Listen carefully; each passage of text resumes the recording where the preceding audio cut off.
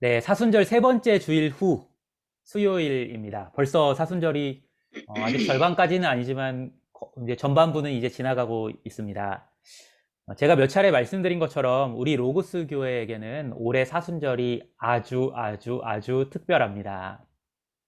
우리가 올해 사순절을 정말로 사순절답게 보내고 있기 때문입니다. 보통은 교회들마다 여러분들 잘 아시는 것처럼 사순절 절기가 되면은 뭔가를 꼭 하죠. 뭐 사순절 프로젝트, 샌프란시스코 성결교회도 보니까 사순절 프로젝트 뭐 이런 뭐 명칭을 써가지고 뭐 이렇게 말씀 읽기 훈련 뭐 그걸 특별히 이제 집중해서 하고 있는 걸 제가 봤고요.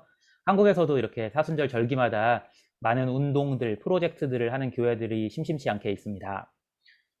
특별히 많이 하는 거는요, 교회에서 사순절 절기가 되면 꼭 이런 거래요. 먹는 걸 절제하자. 금식 운동. 그리고 꼭 먹는 게 아니더라도 우리가 시간을 많이 보내는 거. 요새는 먹는 거 이상으로 많이 시간을 보내는 게 뭐 있죠? 우리가 뭐 하는데 시간을 많이 쓰죠? TV 보는 거예요. 아, 그렇죠. TV, 미디어. 그리고 뭐 TV도 있지만 뭐 젊은 세대들은 뭐 스마트폰. 특히 저보다 아래 세대들 뭐 20대들은 뭐 스마트폰이 눈에서 떨어지지 않는 학생들이 되게 많다고 해요. 근데 그런 것들을 우리가 좀 절제하자 해가지고 미디어 금식 운동. 그런 게 제가 여기 미국 오기 전에 한국에 있을 때 그런 게 교회들마다 좀 유행을 했었습니다. 이 밖에도 사순절 절기 때마다 교회에서는 여러 이름의 절제 운동들을 많이 벌입니다. 그렇게 하는 건요. 그렇게 절제함으로 사순절을 보낸 후에 부활하신 주님의 영광을 더 제대로 맛보아서 누리기 위해서입니다. 결국에는 부활하신 주님의 영광을 소망하면서 기다리는데 이러한 사순절의 절제 훈련이 의미가 있게 됩니다. 그런데 감사하게도 우리 교회는 그런 인위적인 운동 없이도 우리 모두가 자동적으로 절제 훈련에 동참하고 있습니다. 넓은 공간에서 마음껏 예배하고 싶은데 예배당이 없어서 글쎄요, 이 공간을 좁다고 표현하는 건 조금 말이 좀 안 맞는지도 모르겠어요. 뭐 넓이를 가늠하긴 힘들지만 그렇다고 막 큰 예배당처럼 넓게 느껴지진 않죠. 이 줌이라는 스페이스가요. 그러니까 그런 의미에서는 좀 예배당에 비하면은 좀 좁은 공간이라고 말해도 틀리지는 않을 것 같아요. 이렇게 우리는 넓은 예배당이 있으면은 넓은 예배당에서 마음 놓고 마음껏 예배를 드릴 수 있을 텐데 지금은 이렇게 좁은 온라인 공간에 모여서 예배하고 있습니다. 어찌 보면은 이렇게 우리가 좁은 온라인 공간에서 예배하는 이 상황 자체가 우리가 지금 하고 있는 절제 훈련이라고도 말할 수 있겠습니다. 그래서 제가 사순절 기간 동안에 따로 절제 훈련하시라, 금식하시라 이런 말씀 굳이 안 드린 겁니다. 조금 전에 말씀드린 대로 절제의 동기는 소망에 있습니다. 그리고 그 본질은 기다림에 있습니다. 영광의 날을 소망하며 기다리는 것이 절제입니다. 오늘 본문 시편 40편의 기자는 이러한 기다림에 아주 도 같은 사람이었던 것 같습니다. 시편 40편 1절을 보시면은요. 시편 기자는 이렇게 노래합니다. 제가 읽어드릴게요. 아까 이기자 강사님이 읽어주셨죠? 내가 여호와를 기다리고 기다렸더니 귀를 기울이사 나의 부르짖음을 들으셨도다. 네, 내가 여호와를 어떻게 기다렸다고 말하고 있나요? 기다리고 기다렸대요. 그냥 기다린 것도 아니고요. 많은 경우에 기다림은 특히 이렇게 기다리고 기다리는 간절한 기다림은 우리에게 어, 성취보다는 실망과 좌절감을 안겨주는 것이 보통입니다. 좀 더 이렇게 피부에 와닿게 하기 위해서 한번 예를 들어 볼게요. 떠올려 보세요. 내가 짝사랑했던 사람, 네, 내가 짝사랑하는 그 사람이 나를 봐주지 않을까 하염없이 기다렸을 때 어떻게 되던가요? 여러분이 혹시 이제 예전에 이제 소시적에 네, 잘 나가는 뭐 퀸카이셨다면 아니었을 수도 있겠지만 10중 8구는 엉뚱하게 그 내가 짝사랑하는 사람이 다른 사람에게 가지 않던가요? 우리가 기다리고 기다릴 때는요, 그 대상이 누구냐가 중요합니다. 시편 기자는 이전에 이미 하나님을 경험했던 사람이었음에 틀림없습니다. 하나님은요, 우리가 잘 아는 것처럼 사람과 다르십니다. 그래서 사람과는 달리 기다리는 자를 결코 실망시키지 않는 분입니다. 그것을 알았기에 시편 기자는 소망 중에 간절히 하나님을 기다렸고 포기하지 않고 끝까지 계속해서 하나님께 부르짖었습니다. 그 결과는 어떻게 되었나요? 2절에서 볼 수 있죠. 나를 기가 막힐 웅덩이와 수렁에서 끌어올리시고 내 발을 반석 위에 두사 내 걸음을 견고하게 하셨도다. 제 어린 시절 일화를 하나 들려드릴게요. 뭐 일화랄 것도 없고요. 그냥 짧은 이야기인데요. 제가 어렸을 때 아버지를 따라서 동사무소에서 일하시던 아버지 친구분을 만나러 간 적이 있습니다. 그래서 아버지 손을 잡고 이제 동사무소로 갔어요. 그때 아버지께서 아버지 친구분에게 이런 말씀을 하셨습니다. 너 하나님 믿으면 만사 형통한다. 제가 그 당시 어린 나이였는데도 그 말을 듣고는 저도 모르게 고개를 갸우뚱했어요. 네, 여러분은 어떻게 생각하세요? 하나님 믿는다고 모든 일이 순탄해지는 건 아니지요. 믿는 사람도 목표했던 바를 이루지 못하고 실패하고 직장을 잃을 수도 있으며 병에 걸리거나 사고를 당할 수도 있습니다. 인간관계에 어려움이 생길 수도 있어요. 그러나 그럼에도 불구하고 그때 아버지께서 하셨던 말씀이 또 틀린 말은 아닙니다. 왜냐하면 하나님께서는 당신을 의지하는 사람을 결국에는 웅덩이와 수렁에서 끌어올리시고 다시 견고히 서게 하시기 때문입니다. 그리고 이것이 하나님을 믿는 우리가 우리 안에 깊이 새기고 있는 그리고 가지고 있는 소망입니다. 우리는 이 소망을 가지고 기다리는 연습을 하면서 이번 사순절을 함께 보내고 있습니다. 여러분 중에서 몇 분이 제게 몇 차례나 이렇게 질문하셨어요. 목사님, 우리 예배당에서 예배할 수 있게 되는 거 맞지요? 예배당에서 예배할 날을 소망하며 기다리는 우리에게 복이 있는 줄 믿으시기 바랍니다. 초대교회 교인들은요, 지하동굴에서, 당시에 이제 카타콤이라는 용어를 썼는데요. 결국 쉽게 말하면 이제 지하동굴이라고 보셔도 무방해요. 사람들의 눈을 피해서 예배했습니다. 그들에게 그것이 화가 되었을까요? 복이 되었을까요? 네, 저도 그렇게 생각합니다. 저는 그것이 그들에게 복이 되었을 거라고 확신합니다. 그들의 기다림이 그들의 소망을 더욱 견고하게 했을 것이 분명하기 때문입니다. 기다림이 주는 유익은 또 있습니다. 본문 3절에서 그것을 생각할 수 있는데요. 제가 읽어드리겠습니다. 해 노래 곧 우리 하나님께 올릴 찬송을 내 입에 두셨으니 많은 사람이 보고 두려워하여 여호와를 의지하리로다. 아멘. 시편 기자가 새 노래로 하나님께 찬송을 올려드릴 수 있었던 이유가 저는 바로 이 기다림의 시간이 있었기 때문이라고 생각합니다.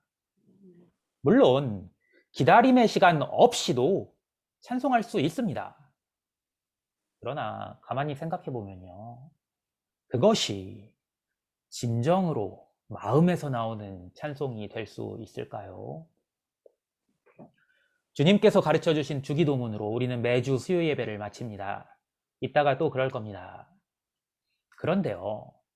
분명 우리 모두가 똑같은 기도문을 똑같이 을조릴지라도 그 기도문이 우리 모두에게 똑같은 기도가 되지는 않습니다. 주기도문 중에 이런 내용이 있죠. 오늘 우리에게 일용할 양식을 주시고. 여러분 중 얼마나 이 기도를 진실되게 하십니까?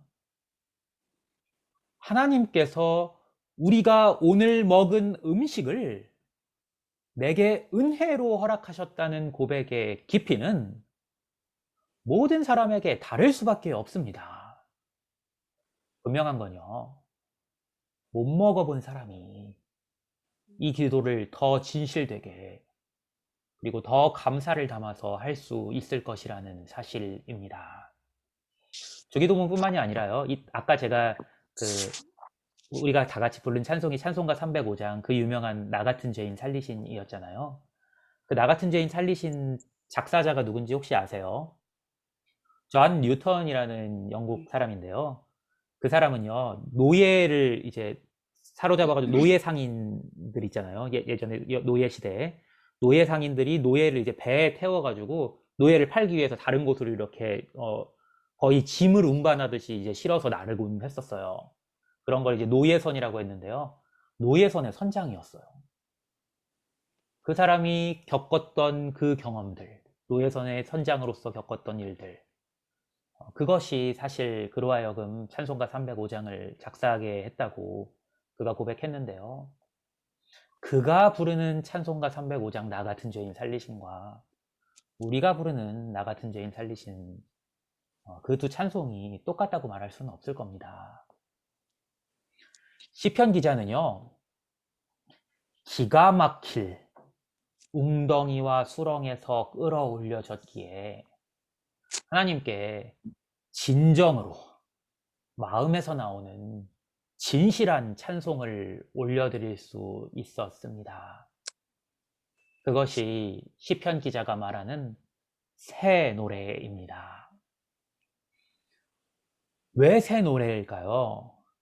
웅덩이와 수렁의 경험이 그의 노래를 새롭게 했기 때문에 그랬기에 새 노래라고 저는 생각합니다. 사랑하는 여러분, 하나님께서 시편 기자에게 그리하셨듯이 여러분의 입에 새 노래, 곧 하나님께 올릴 찬송을 두시기를 원합니다. 그때 여러분의 입에서 찬송이 나오는 것을 많은 사람이 보고 듣고 두려워하며 여호와 하나님을 의지하게 될 것입니다. 이어서 4절 읽어드리겠습니다. 여호와를 의지하고 교만한 자와 거짓에 치우치는 자를 돌아보지 아니하는 자는 복이 있도다. 우리는요, 어려움을 겪을 때 사람을 의지하게 되기가 쉽습니다. 물론 우리에게 도움을 줄 만한 사람을 찾는 것은 지극히 당연하고 자연스러운 일입니다. 예를 들어서요, 저도 예배당을 찾아서 이곳저곳 돌아다니면서 여러 목사님들을 찾아다녔고 도움을 줄 만한 분이 누가 있을까 여전히 찾고 있습니다. 그러나 우리가 기억해야 하는 것은요, 우리가 찾아다니는 사람이 우리를 웅덩이와 수렁에서 건질 수는 없다는 사실입니다. 그들의 도움을 받을 수는 있지만 그들이 우리를 건져내는 것이 아니라 하나님께서 그들을 통해 우리를 건져주시는 것입니다. 그러므로 우리는 사람에게 부탁하면서도 하나님께 의지해야 합니다. 또한 진정으로 하나님을 의지한다면 당연히 교만한 자와 거짓에 치우치는 자를 돌아봐서는 안 됩니다. 그래서 우리는 어려움 중에서도 모든 일을 정직하고 떳떳하게 해야 합니다. 방금 읽어드린 4절이 복이 있도다로 끝났지요. 4절 말씀을 읽고 묵상하는데 예수님께서 마태복음 5장에서 들려주신 산상수훈 팔복이 떠올랐습니다. 다들 아시죠? 팔복의 그 말씀은 이렇게 시작하죠. 아마 외우시고 계신 분들이 저 말고도 많으실 거예요. 심령이 가난한 자는 복이 있나니 천국이 그들의 것이며 애통하는 자는 복이 있나니 그들이 위로를 받을 것이며. 예수님께서는 어떤 의미에서 가난한 자, 애통하는 자가 복이 있다고 말씀하셨을까요? 저는 예수님께서 선포하신 팔복의 모든 내용이 결국엔 어려움 중에도 하나님을 의지하는 사람에게 복이 있다는 의미로 귀결된다고 생각합니다. 예수님의 이 말씀을 미리 들었기에 제자들은 후에 핍박과 환난 중에도 기뻐할 수 있지 않았을까요?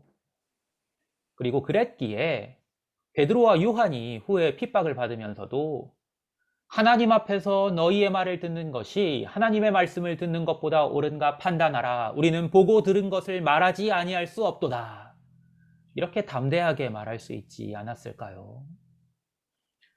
저는 베드로와 요한의 이 선언이 시편 기자의 입에 하나님께서 두신 새 노래와 다르지 않았을 거라고 생각합니다.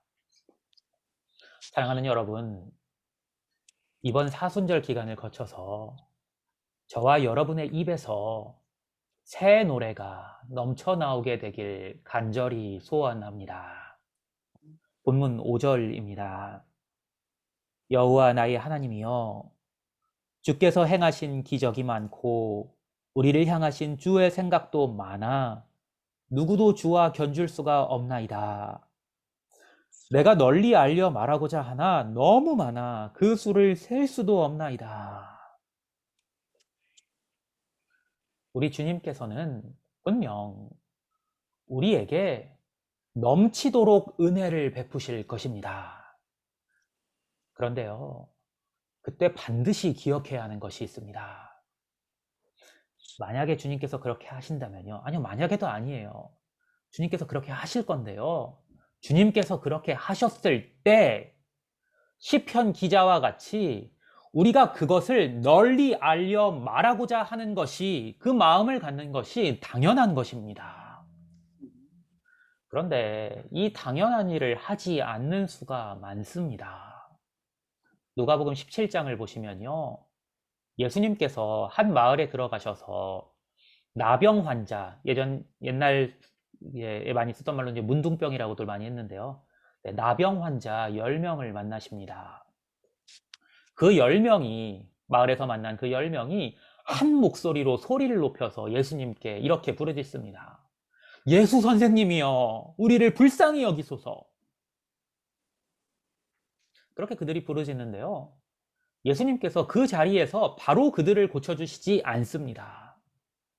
대신 예수님께서 뭐라고 하시냐면요, 제사장에게 가서 너희 몸을 보이라 이렇게 말씀만 하시고 그들을 그냥 떠나세요. 예수님의 말씀을 따라서 10명의 나병 환자들이 제사장에게 몸을 보이기 위해서 길을 걸어갑니다. 그 걸어가는 길에 모두 깨끗함을 받습니다. 그러자 무슨 그들이 어떻게 반응했는지 기억하세요? 그 10명 중에요, 한 사람만이 자기가 나은 것을 보고 큰 소리로 하나님께 영광을 돌리며 예수님이 있는 곳으로 돌아가서 예수님의 발 아래 엎드려 감사를 표현합니다. 10명 중에 몇 명이 그랬다고요? 단 한 명만요. 혹시라도 그때 그 사건에서와 같이 우리 교인 10명 중에 겨우 한두 명만 그렇게 할까봐 목회자로서 걱정이 됩니다. 솔직히 말씀드리면 저는 예배당이 구해지지 않을까봐 걱정하고 있지 않습니다. 하나님께서요, 얼마 지나지 않아 허락하시리라 저는 믿습니다. 제 관심사는 예배당이 구해지느냐가 아니라 예배당이 구해졌을 때 우리 교인 10명 중 몇 명이나 큰 소리로 하나님께 영광을 돌리며 주님 발 아래 엎드려 감사할 수 있을지입니다. 시편 기자와 같이 여호와 나의 하나님이여 주께서 행하신 기적이 많고 우리를 향하신 주의 생각도 너무 많아서 누구도 주와 견줄 수가 없나이다. 내가 널리 알려 말하고자 하나 너무 많아서 그 수를 셀 수도 없나이다. 이렇게 노래해 주시겠습니까? 그렇게 해주시면요, 여러분을 담임하는 목회자로서 참 기쁠 것 같습니다. 그럴 수 있으려면요, 시편 기자와 같이 우리는 하나님의 말씀 안에 매일 거하셔야 합니다. 8절을 제가 읽어드리겠습니다. 나의 하나님이여 내가 주의 뜻 행하기를 즐기오니 주의 법이 나의 심중에 있나이다 하였나이다.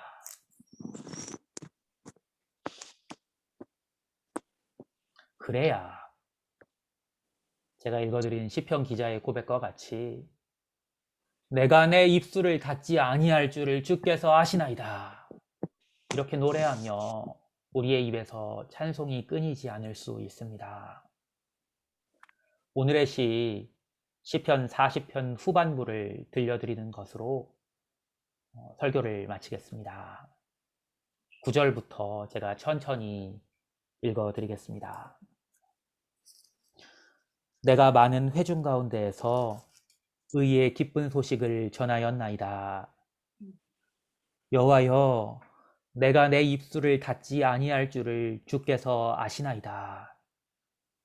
내가 주의 공의를 내 심중에 숨기지 아니하고 주의 성실과 구원을 선포하였으며 내가 주의 인자와 진리를 많은 회중 가운데에서 감추지 아니하였나이다. 여호와여 주의 긍휼을 내게서 거두지 마시고 주의 인자와 진리로 나를 항상 보호하소서. 수많은 재앙이 나를 둘러싸고 나의 죄악이 나를 덮침으로 우러러볼 수도 없으며 죄가 나의 머리털보다 많으므로 내가 낙심하였음이니이다. 여호와여 은총을 베푸사 나를 구원하소서. 여호와여 속히 나를 도우소서. 내 생명을 찾아 멸하려 하는 자는 다 수치와 낭패를 당하게 하시며 나의 해를 기뻐하는 자는 다 물러가 욕을 당하게 하소서. 나를 향하여 하하하하 하며 교수하는 자들이 자기 수치로 말미암아 놀라게 하소서. 주를 찾는 자는 다 주 안에서 즐거워하고 기뻐하게 하시며 주의 구원을 사랑하는 자는 항상 말하기를 여호와는 위대하시다 하게 하소서. 나는 가난하고 궁핍하오나 주께서는 나를 생각하시오니 주는 나의 도움이시오 나를 건지시는 이시라. 나의 하나님이여 지체하지 마소서. 이것이 저와 여러분의 기도되기 원합니다.